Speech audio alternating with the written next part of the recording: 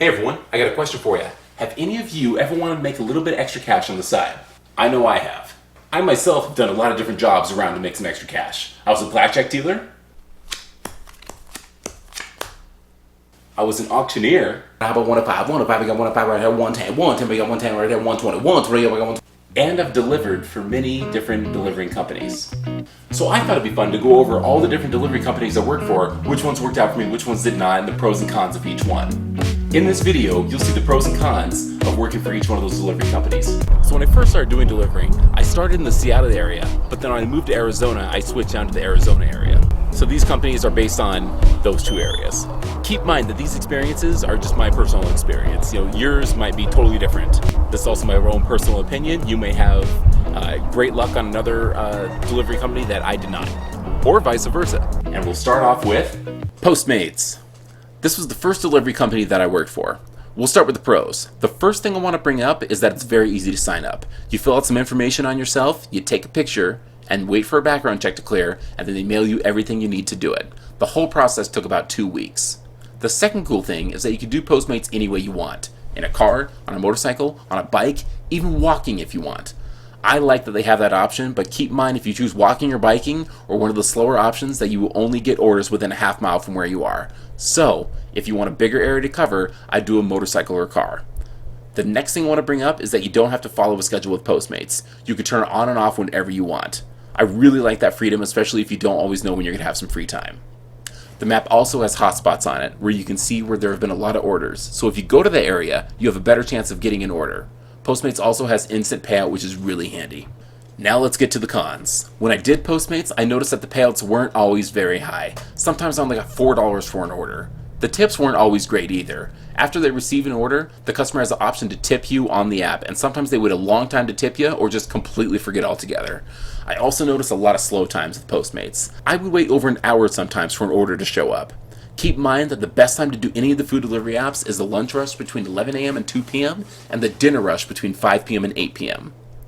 The last thing I want to cover with Postmates is the tech support. It is sometimes non-existent. All the other apps have somewhat good support, but in my personal experience, I didn't always get a fast and helpful reply. Now let's move on to Uber Eats. Uber is very popular and therefore very busy. I rarely had slow times when I would do it. Because it's so popular, Uber Eats is available in suburbs and some rural areas as well, not just big cities.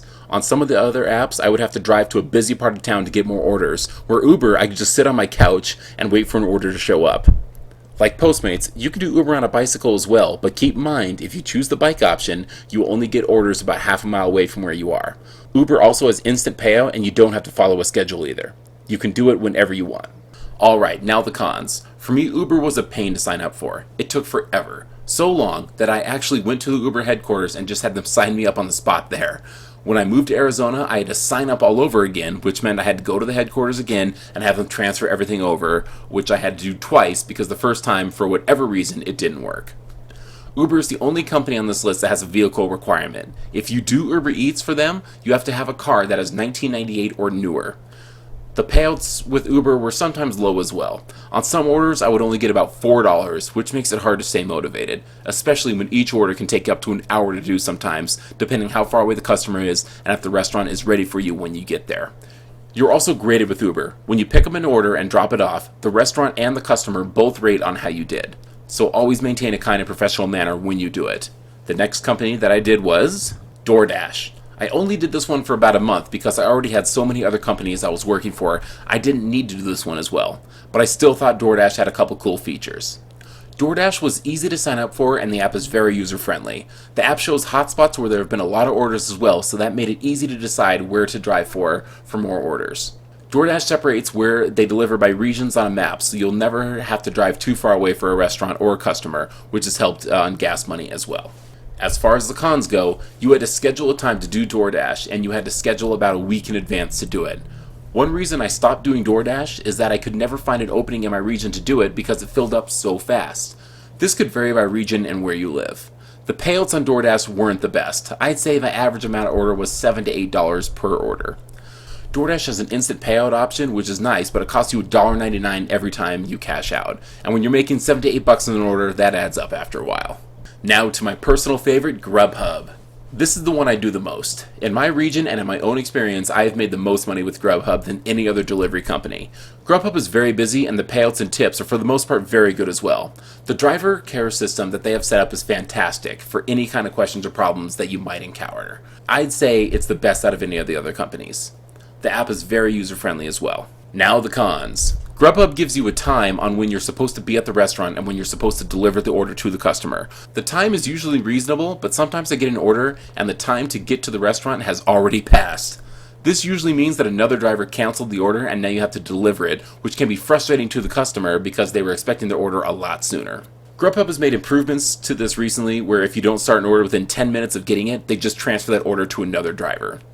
Grubhub is another company where you have to schedule a driving time, but there are usually open blocks to sign for whenever I want to drive for them.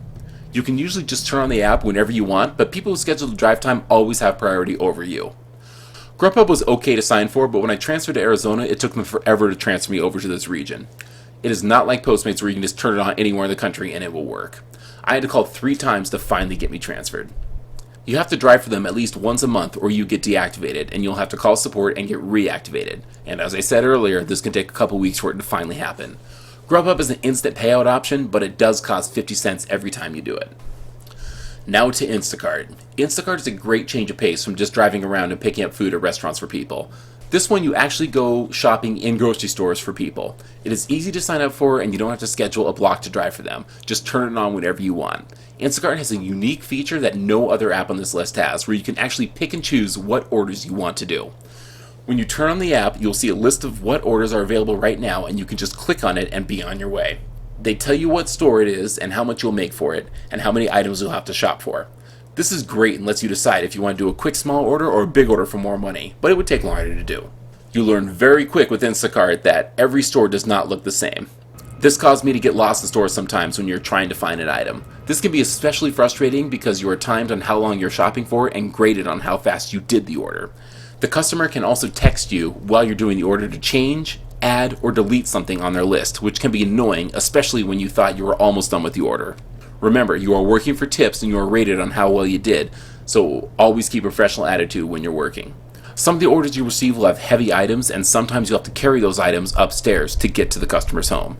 I've had to carry cases of water and other very heavy things up 3 or 4 flights of stairs before I could get to the customer. Now to the last delivery service I have done, which is Amazon Delivery. Unlike any other delivery service I have done in my regions, Amazon Delivery guarantees you will earn at least $18 an hour. So after your shift, you will know exactly how much money you're going to make when you're finished. Amazon is also a great change of pace from delivering food as well. The shifts are all shown on the app and you can choose between a 3 or 4 hour shift, which guarantees you at least $54 or $72 when you're done. With Amazon, the $18 an hour guarantee does seem really nice, but every time I did it, I drove at minimum 100 miles per session. That's almost half a tank of gas for me. At the time of this recording, gas is about $3 a gallon, and my car holds 16 gallons, so 3 times 8 is $24, which means almost half my earnings went to gas alone. I had no idea when I started Amazon how many packages I would get at the beginning of my shift. I was thinking like 10 or so. My first time ever doing it, I received 48 packages to deliver in 3 hours. The second time I did it, I received 56 packages to deliver in 4 hours. My trunk, back seats, and part of my front seat were completely full with packages. I don't recommend doing this with a small car. I will also say if you go over your 3 or 4 hour shift, you do not get paid for the extra time, so deliver quick. Every package you drop off, you have to go through quite a few steps to say you delivered it, and sometimes you have to grab a signature, which takes extra time as well. And when it's a race against the clock, that can be frustrating. You have to schedule a shift for Amazon, and if you are 5 or more minutes late to the loading site, you will lose your shift. I haven't even told you about the loading sites for Amazon yet. At times, they were very busy because of all the other drivers loading up their cars, so you would have to wait for an opening to start loading up.